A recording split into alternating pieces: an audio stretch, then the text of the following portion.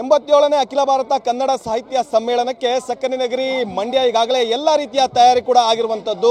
ನಾಳೆಯಿಂದ 3 ದಿನಗಳ ಕಾಲ ನಡೆಯುವಂತ ನುಡಿ ಜಾತ್ರೆಗೆ ಬಿಗಿ ಪೊಲೀಸ್ ಬಂದೋಬಸ್ತನ್ನು ಕೂಡ ಮಾಡ್ಕೊಳ್ಳಾಗ್ತಾ ಇರುವಂತದ್ದು. ಈ ನಿಟ್ಟಿನಲ್ಲಿ ರೋಲ್ ಕಾಲ್ ಕೂಡ ನಡೀತಾ ಇದೆ. ನಾನಿವಾಗ ಸ್ಥಳದಲ್ಲಿದ್ದೀನಿ, ನೀವು ಕೂಡ ದೃಶ್ಯದಲ್ಲಿ ನೋಡಬಹುದು.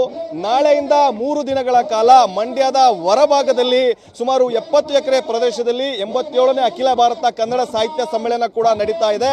ಹೀಗಾಗಿ ಮಂಡ್ಯ ಜಿಲ್ಲಾಡಳಿತ ಎಲ್ಲ ರೀತಿಯ ತಯಾರಿಯನ್ನು ಕೂಡ ಮಾಡ್ಕೊಳ್ತಾ ಇರುವಂತದ್ದು. ಜೊತೆಗೆ ಈ ಒಂದು ಸಾಹಿತ್ಯ ಸಮ್ಮೇಳನಕ್ಕೆ ಸಾಕಷ್ಟು ಸಂಖ್ಯೆಯಲ್ಲಿ ಕನ್ನಡದ ಅಭಿಮಾನಿಗಳೆಲ್ಲರೂ ಕೂಡ ಬರ್ತಾರೆ ಅನ್ನೋ ನಿಟ್ಟಿನಲ್ಲಿ ಯಾವುದೇ ರೀತಿಯ ತೊಂದರೆಗಳಾಗಬಾರ್ದು, ಅಹಿತಕರ ಘಟನೆಗಳು ನಡೀಬಾರ್ದು ಅಂತ ಹೆಚ್ಚಿನ ಪೊಲೀಸ್ ಬಂದೋಬಸ್ತನ್ನು ಕೂಡ ಈಗಾಗಲೇ ಮಾಡ್ಕೊಳ್ಳಲಾಗಿರುವಂಥದ್ದು.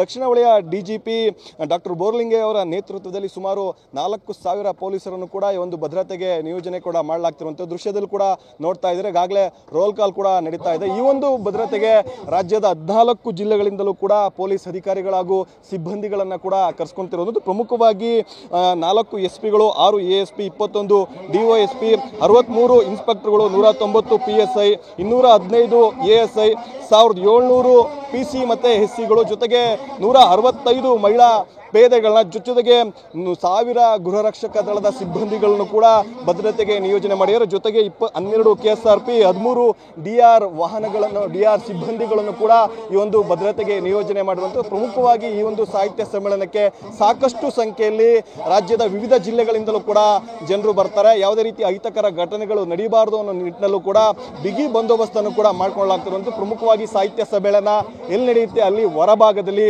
ಪಾರ್ಕಿಂಗ್ ಸೇರಿದಂತೆ ಬೇರೆ ಬೇರೆ ಕಡೆಗಳಲ್ಲೂ ಕೂಡ ಪೊಲೀಸರನ್ನ ಈಗಾಗಲೇ ನಿಯೋಜನೆ ಮಾಡೋ ನಿಟ್ಟಿನಲ್ಲಿ ಅವರಿಗೆ ಯಾವ ಸ್ಥಳಗಳನ್ನ ನಿಯೋಜಿಸಬೇಕು ಅನ್ನೋ ನಿಟ್ಟಿನಲ್ಲೂ ಕೂಡ ಈಗಾಗಲೇ ರೋಲ್ ಕಾಲ್ ಕೂಡ ನಡೀತಾ ಇರುವಂತದ್ದು. ಕ್ಯಾಮ್ರಾ ಪರ್ಸನ್ ಗುರುರಾಜ್ ಜೊತೆ ಪ್ರಶಾಂತ್, TV9 ಮಂಡ್ಯ.